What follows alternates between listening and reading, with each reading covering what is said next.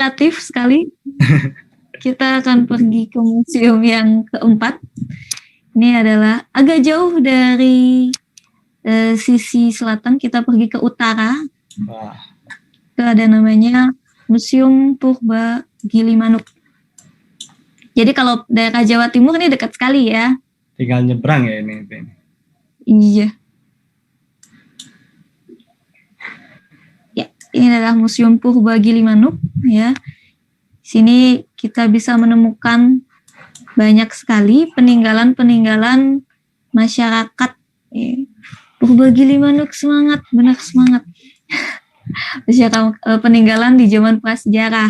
Jadi ditemukan di sini banyak sekali fosil manusia purba yang diperkirakan itu berasal dari ras Mongoloid, seperti itu. Jadi ditemukannya itu kurang lebih pada tahun 1960, kemudian di tahun 1993 diresmikan sebagai sebuah museum, ya. Yang ini juga merupakan peran dari Insinyur Dr. Sujono, seorang antropolog yang sangat mencintai ilmu pengetahuan tentang manusia purba. Di sini sebenarnya kawasannya itu adalah kawasan ditemukan di Gilimanuk adalah nekropolis. Nekropolis itu adalah daerah pemukiman masyarakat zaman purba. Ya, juga ditemukan banyak sekali pemakaman yang dalam bentuk pemakaman anak-anak, kemudian pemakaman dalam bentuk sarkofagus, yang juga ditemukan banyak sekali tempayan yang digunakan untuk bekal kubur. Jadi yang meninggal diberikan bekal dalam sebuah tempayan seperti itu. Nah, di sini kalau di museum sini kurang lebih ada 173 kurang lebih ya, kalau saya tidak salah, koleksi fosil kerangka manusia. Ya agak ngeri-ngeri sedep ya, kerangka manusia di dalam museum ini cukup banyak ditemukan, dan usia mereka diperkirakan itu yang meninggal antara 21 hingga 23 tahun. Jadi usia muda sekali sudah meninggal karena lingkungan mereka itu lebih banyak adalah tanah kapur, sehingga mereka kebanyakan terkena zat kapur, zat besi, sehingga sangat rapuh tulangnya ya, dan meninggal di usia tua seperti itu. Sangat muda maksudnya. Ya. Jadi museum ini ada 3 lantai nih Kak Oka. Yeah. Di lantai pertama kita bisa lihat ini fosil-fosil seperti ini. Ada sarkofagus juga, itu tempat pemakamannya, tempayannya ya. Itu tempayannya. Di tempayan itu ada pernak-perniknya, ada gelang dari kaca, dari kayu, ada tapak. Jadi banyak aksesoris yang sebagai bekal untuk yang meninggal seperti itu. Kemudian di lantai 2 kita bisa melihat peralatan mereka untuk kebutuhan sehari-hari, untuk berburu, untuk mancing seperti itu. Jadi ada banyak pernak-pernik di sana. Karena masih manusia purba ya, dari peninggalan 2000 tahun yang lalu, cukup tua, 2000 tahun yang lalu. Ini alat-alat yang mereka gunakan sangat sederhana seperti itu. Masih menggunakan batu, tongkat kayu seperti itu. Nah, di lantai ketiga kita bisa melihat peralatan makan. Jadi ada pernak-pernik peralatan makan, ada kerang, kemudian ada fosil dari hewan-hewan ternak mereka juga. Kemudian ada tempayan, ada aksesoris seperti gelang seperti itu. Jadi manik-manik. Jadi merupakan perlengkapan dan peralatan yang ada di rumah mereka seperti itu. Nah, ini menarik ya, adik-adik dan kakak-kakak.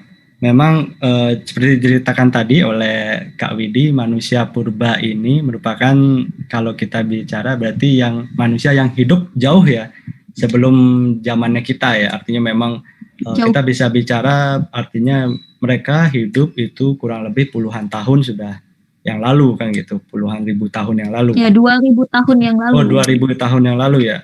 Nah, ini 2000 tahun yang lalu ternyata di Bali, terutama di sekitaran daerah Gilimanuk itu di utara tadi yang kita lihat di peta, ternyata sudah ada peradaban kuno ya. Kalau kita bicara peradaban berarti kan manusia purba itu yang udah kuno ya. Nah, manusia purba ini selain di Bali juga ditemukan juga di Jawa ya. Kalau nggak salah itu namanya di daerah Sangiran. Karena dulu saya juga kebetulan pernah kuliah lapangan di sana di daerah Sangiran, dan di situ juga ditemukan beberapa manusia purba. Nah, manusia purba ini sebenarnya banyak jenisnya. Seperti tadi yang memang dibilang Kak Widi, itu ada memang ras mongoloid seperti itu. Lalu ada namanya manusia purba namanya Pithecanthropus soloensis yang ditemukan memang di sekitaran Solo. Lalu ada namanya Homo floresiensis, lalu ada namanya Homo wajakensis. Nah, silakan kakak-kakak, adik-adik mungkin untuk lebih tahu informasi silakan cari tahu terkait beberapa manusia purba yang kita ketahui, yang artinya yang kita sebut tadi. Nah, yang salah satunya kita temukan di Bali ya ini.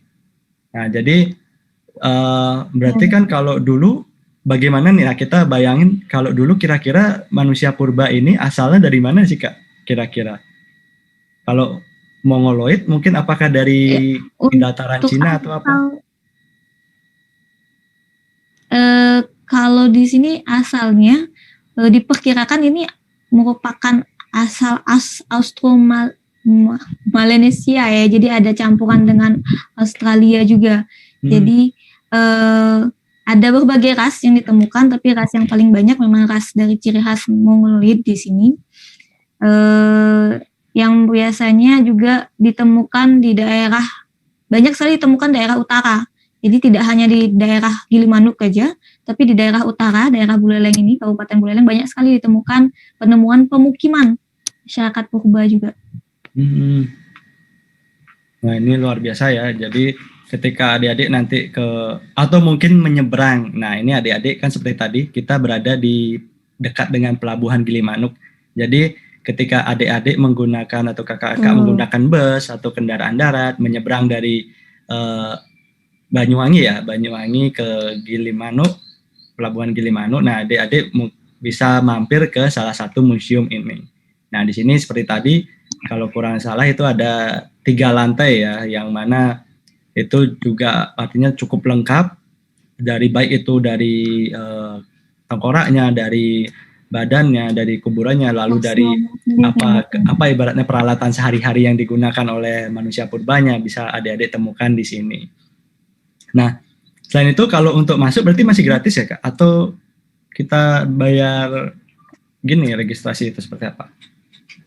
Karena ini merupakan balai penelitian juga ya.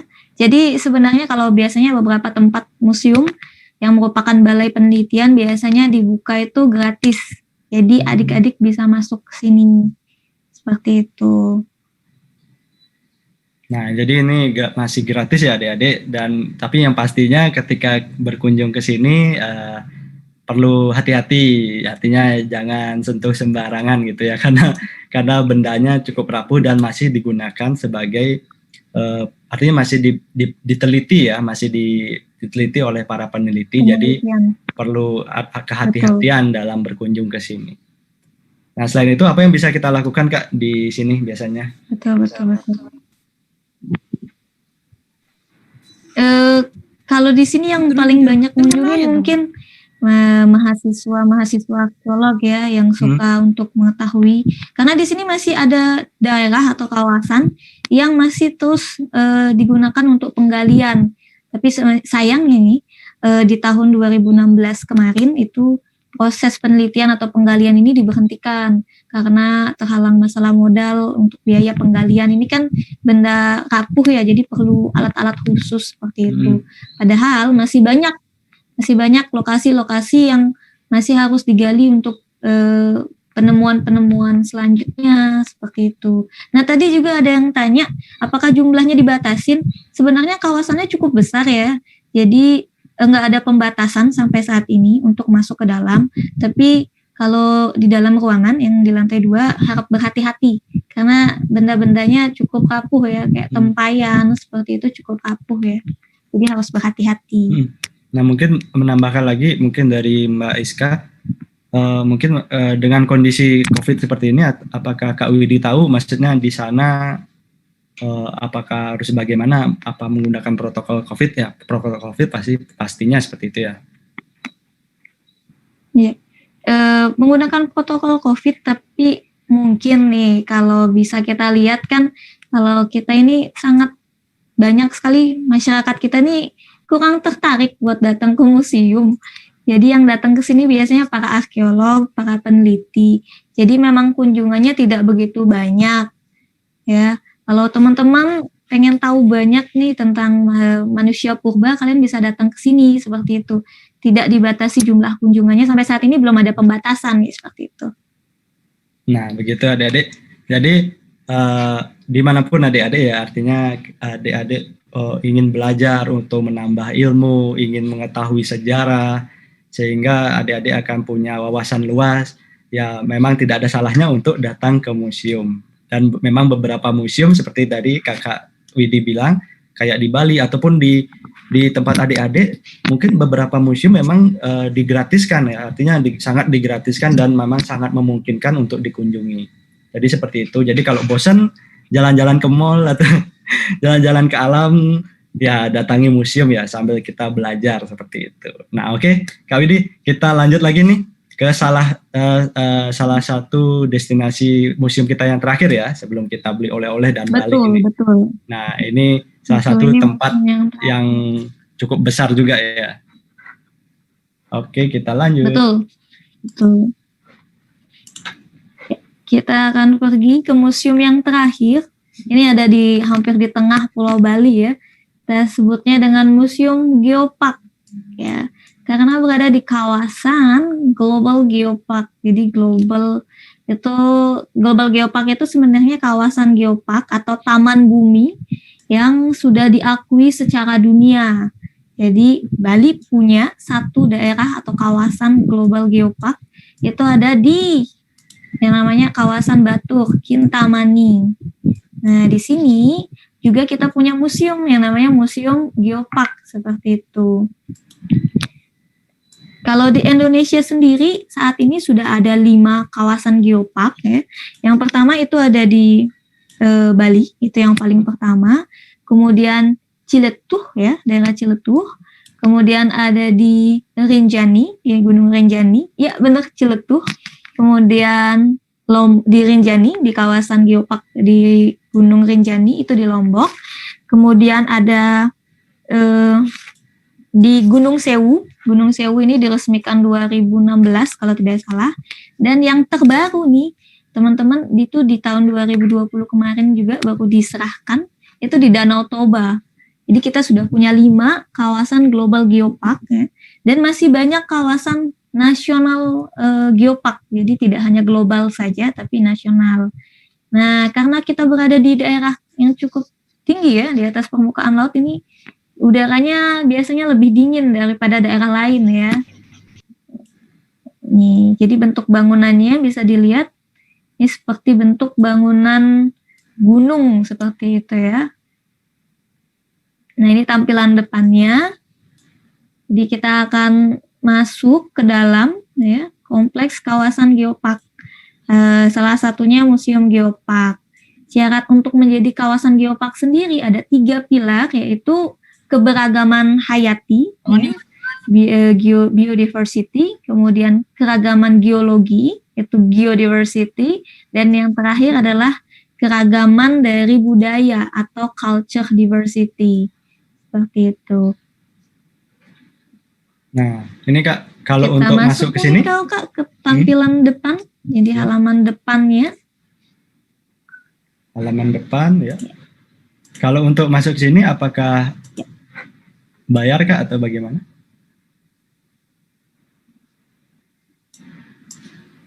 Terakhir, Kak Widi nggak bayar. Katanya ini merupakan juga bagian dari kawasan penelitian, sehingga untuk masuk ke sini katanya tidak bayar. Dulu mungkin pernah katanya ada uang tiket masuknya, tapi karena menjadi kawasan geopark global, mereka itu tidak meminta tiket masuk saat ini seperti itu.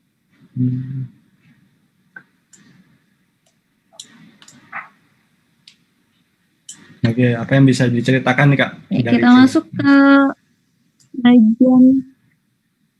Oke, kalau dari sini nih kita bisa lihat bentuk bangunannya sebenarnya agak berbeda dengan bangunan Bali ya secara umum. Ini dapat disimbolkan sebagai bangunan geologi seperti itu ya, jadi dibikin tinggi menyerupai gunung. kawasan ini juga dikelilingi oleh hutan, ya, hutan tropis, jadi terasa lebih sejuk ya.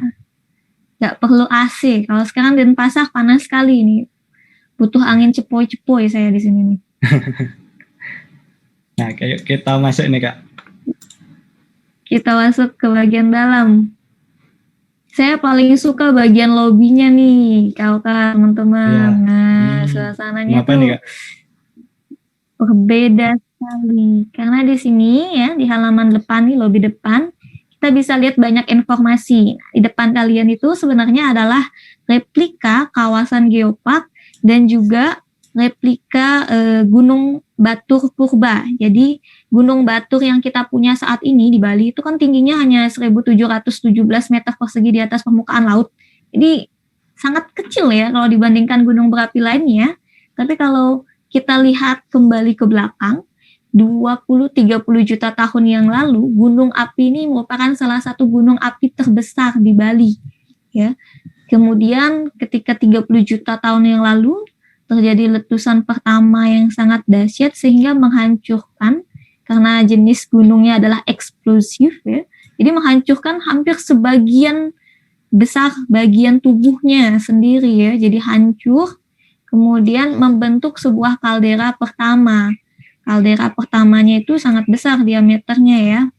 Kemudian 20 juta tahun yang lalu ya, itu adalah letusan kedua setelah terbentuknya gunung kedua ya, gunung purba kedua. Yang kemudian meletus 2 juta tahun yang lalu, yang kalderanya ya saat ini kita bisa lihat dalam bentuk juga sebongkahannya danau yang kita kenal dengan Danau Batur, Kak. Jadi karena kalderanya itu cekungnya cukup dalam seperti itu, dengan jutaan tahun terisi oleh air hujan, sehingga akhirnya membentuk sebuah danau seperti itu. Nah, di sini kita bisa lihat nih kawasan yang terdampak juga dari letusan Gunung Batur Purba 20 dan 30 juta tahun yang lalu. Nah, di sini kalau kita lihat secara bentuk geografi ya, banyak sekali membentuk perbukitan, jadi naik itu dia kawasannya. Termasuk kalau kita lihat sebenarnya letusan 30 juta tahun yang lalu itu hingga sampai Ubud nih, jauh di bawah, jadi daerah Ubud itu juga dapat terlihat dari struktur tanahnya seperti itu, Kak Oka. Nah, ini menarik ya adik-adik. Jadi kalau kita lihat di sini di sisi temboknya, di situ ada banyak sekali jalan. Ya, ada penjelasan tentang National Geopark dan Global Geopark. Jadi di mana saja sih daerah kawasan Global Geopark itu ada penjelasannya di sini. Nanti bisa dilihat di sisi-sisi temboknya. Ya. Nah, ya. Ini menarik ya Kak Widi. Jadi di halaman depan ketika kita baru masuk kita udah disuguhi ini ya, salah satu diorama besar ya, artinya gini. Nah mungkin ada beberapa adik-adik yang bertanya nih Kak. Nah apa sih itu gunung api atau gunung berapi ya? Nah memang yang dimaksud dengan gunung berapi itu adalah gunung yang memang diakibatkan oleh aktivitas vulkanisme. Apa itu aktivitas vulkanisme? Yaitu adalah aktivitas di mana terjadinya proses magmatisme yang ada di bawah permukaan bumi kita, itu bergerak naik ke permukaan dan membentuklah sebuah gunung api atau gunung berapi. Nah, dari gunung seperti tadi sudah dijelaskan oleh Kak Widi, bahwasanya gunung berapi seperti di Batur sendiri itu mempunyai karakter letusan yang tertentu ya. Ada yang seperti tadi diceritakan, ada yang letusannya namanya strombolian, dan berbagai macam lagi. Silakan adik-adik bisa mungkin mulai sekarang yang masih penasaran, saya pengen lihat gunung api gitu. Adik-adik bisa searching di YouTube, bisa lihat. Sebelum ini adik-adik mungkin kakak-kakak yang sudah tahu bahwasanya ada salah satu gunung berapi yang ada di Jogja atau di dekat Jogja ya, atau di Jawa Tengah yang sedang aktif nih. Nah, kira-kira gunung berapi apa ini yang aktif, yang baru beberapa waktu ini sedang aktif ya? Silakan, mungkin yang tahu bisa ditaruh di bisa kita kasih informasinya di kolom chat. Nah, silakan Kak Widi sambil lanjut lagi. Ya, betul. Ya, kita lanjut. Kita akan masuk ke dalam di dalam lorong pertama. Di sana ketika kita baru masuk itu ya betul Kak Putri Nurita. Jadi Gunung Merapi Kak yang Putri ya, Gunung Merapi. Betul. Ada nggak jauh? Betul. Gunung Merapi ini termasuk gunung yang cukup aktif ya. Kalau Gunung Batur sendiri ya. Iya betul, Gunung Batur sendiri juga cukup aktif sebenarnya, karena kalau dibandingkan dengan Gunung Agung, Gunung Merapi Gunung Batur ini sudah 28 kali meletus. Jadi cukup aktif dia. Tapi beberapa letusan terakhirnya itu tidak sebesar letusan-letusan jutaan tahun yang lalu, seperti itu. Nah, ini di halaman depan, kita masih di lantai pertama. Di sini kita bisa melihat keragaman bentuk-bentuk batuan-batuan yang dihasilkan dari hasil letusan. Jadi ada batuan-batuan lahaknya juga, bentuk-bentuk bantuan atau material yang dimuntahkan oleh Gunung Batur seperti itu. Jadi ada lapisan-lapisannya seperti itu. Kemudian di halaman depan juga nih, ketika kita baru masuk ke lorong, kita bisa lihat proses terbentuknya tata surya kita. Jadi ada sebuah visualisasi, di sana ada sebuah video yang bisa menjelaskan seperti apa proses pembentukan tata surya, bagaimana terciptanya planet-planet seperti itu dengan bentuk visual, itu sangat mudah dipahami. Kemudian juga di lantai pertama kita bisa lihat proses, ini gambar penjelasan di sisi visualnya, jadi ada visualnya yang biasanya bisa untuk menjelaskan seperti itu. Nah, di sini juga dijelaskan dari bagian-bagian dari bumi ya, termasuk kita bisa melihat bentuk visual, ada sebuah visualisasi, kita bisa melihat bagaimana proses terbentuknya Pulau Bali. Kalau kita lihat nih sejarah panjang daratan di bumi, itu dulu konon kan merupakan daratan satu kesatuan yang kemudian terpecah pada saat zaman es mencair nih. Tapi kalau Pulau Bali itu sendiri itu terbentuk dari gunung berapi. Jadi di deretan Pulau Bali ya, bagian tengahnya itu adalah deretan kawasan gunung berapi ya, yang dulunya itu aktif di bawah laut. Ketika aktif di bawah laut ya dan terus mengeluarkan material, ini membentuklah sebuah pulau yang sekarang menjadi Pulau Bali. Dan beberapa gunung api itu sekarang sudah menjadi gunung api mati atau gunung api tidur. Jadi dia tidak aktif kembali, tidak adanya aktivitas magmatis di dalamnya, tapi ada juga yang tidur, dianggap tidur karena masih ada aktivitas. Bali terbentuk dari proses gunung yang meletus. Jadi pulau-pulaunya itu terbentuk dari deretan gunung yang membentuk sebuah pulau. Hal ini juga yang menyebabkan ada keragaman bentuk material tanah di Bali. Misalnya di daerah Jimbaran atau daerah selatan, itu lebih banyak batuan materialnya adalah batuan kapur, seperti itu. Nah, di sini kita bisa lihat ini dari lantai 2 KOK, jadi dari lantai diorama di lantai 1 kita bisa lihat ya, yang ada garis putih melingkar yang paling besar itu adalah kaldera pertama. Jadi kawasan gunung pertama ya, gunung purba pertama itu sebesar itu, diameternya cukup besar sekali. Ya, ketika meletus dan menghancurkan hampir sebagian tubuhnya ya, ini membentuk juga tinggian dari Gunung Agung dan Gunung Abang.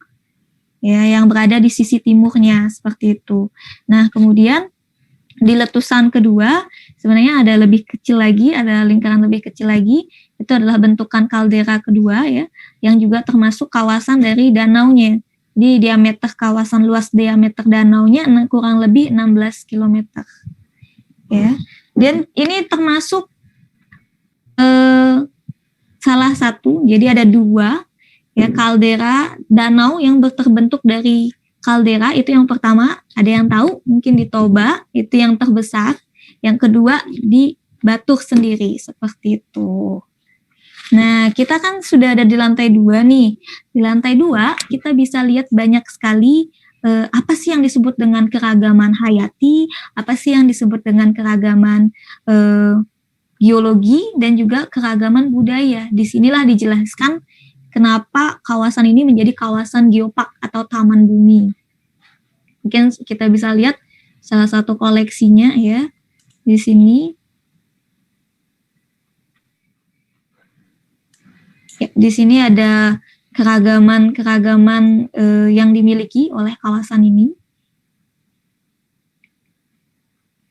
Ya, ini ada peninggalan dari zaman purba juga. Jadi zamannya masyarakat Bali Mula, ya, dari daerah sini, daerah Batur ini juga dikenal ya. Beberapa daerahnya itu adalah daerah peradaban zaman Bali Mula. Bali pertama kali ya kehidupannya itu mulai berkembang ya di daerah sini seperti itu. Jadi kalau dibilang masyarakat Bali Mula atau Bali asli itu biasanya tinggal di daerah dekat dengan pegunungan ya atau dekat dengan sumber-sumber kehidupan, gunung, danau, dan laut seperti itu, seperti yang manusia purba di daerah pinggiran seperti itu. Kalau ini daerah gunung yang juga ada daerah danaunya seperti itu. Ini adalah salah satu peninggalannya zaman kerajaan Bali Mula ya. Kemudian ada sarkofagus seperti di daerah Gilimanuk ya, juga ditemukan sarkofagus di daerah ini karena memang peradabannya masih sangat-sangat tradisional, sangat kuno seperti itu. Nah, selanjutnya ada beberapa juga koleksi ya. Salah satu syaratnya juga untuk menjadi daerah geopark ini tentu ada keragaman tanaman ya. Ini ada beberapa jenis tanaman atau pohon besar yang ada di sini merupakan ciri khas dari daerah ini. Kemudian ada hewan binatang khas endemik di sini yang namanya anjing kintamani.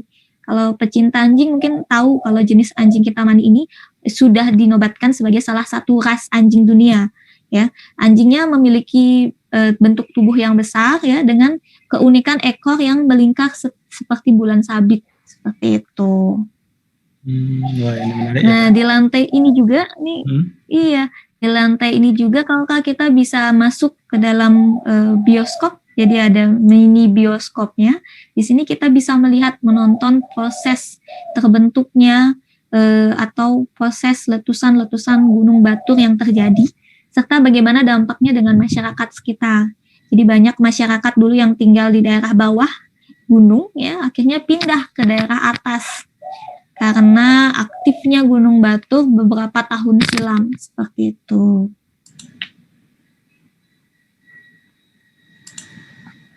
Oke Kak, nah ini luar biasa ya. Tadi mungkin bukan di Batur ya, ini batu bara. Ini fotonya bukan ya ini. Ya tadi itu bukan. Nah ini menarik ya. Jadi adik-adik, jadi yang teman-teman yang senang belajar tentang alam atau adik-adik yang sedang belajar tentang atau kakak-kakak yang tahu tentang cerita atau pembentukan alam atau bumi. Nah, salah satu tempat referensi untuk belajar di museum ya salah satu adalah di Museum Batur ini. Jadi di sini seperti tadi udah dijelaskan luar biasa ya oleh Kak Widi bahwasanya adik-adik bisa melihat bagaimana bumi ini awalnya terbentuk, lalu bisa melihat apa sih itu gunung api itu seperti apa, lalu proses bagaimana Gunung Batur ini terbentuk dan batuan-batuan apa yang ada di sini itu bisa dipelajari dan bisa menjadi informasi ya buat adik-adik untuk mempelajari sejarah pembentukan Gunung Batur ataupun sejarah pembentukan bumi secara umumnya. Nah, jadi adik-adik yang senang belajar namanya belajar geologi ya, artinya ada salah satu ilmu kebumian namanya ilmu geologi. Jadi adik-adik bisa belajar mencari tahu nih kira-kira, saya senang nih cari tahu bagaimana alam ini bisa terbentuk. Mungkin ada adik-adik minat untuk menjadi seorang geolog ya sebagai peneliti. Nah ini tadi sudah banyak diceritakan dan memang benar bahwasanya Geopark Batur ini merupakan salah satu artinya geopark UNESCO pertama yang ada di Indonesia. Dan ini memang diceritakan tadi oleh Kak Widi, kenapa diakui oleh dunia, kenapa diakui sebagai UNESCO, karena memang memiliki kecantikan yang luar biasa ya. Salah satunya, dia merupakan salah satu dari 2 danau vulkanik yang terbentuk akibat dari letusan gunung api dan memiliki bentukan danau bulan sabit yang indah ya, dan memang memiliki double kaldera, artinya kaldera ganda di dalam, artinya ada kaldera di dalam kaldera. Nah, ini unik, ini hal yang menarik untuk adik-adik bisa pelajari nanti ke depan.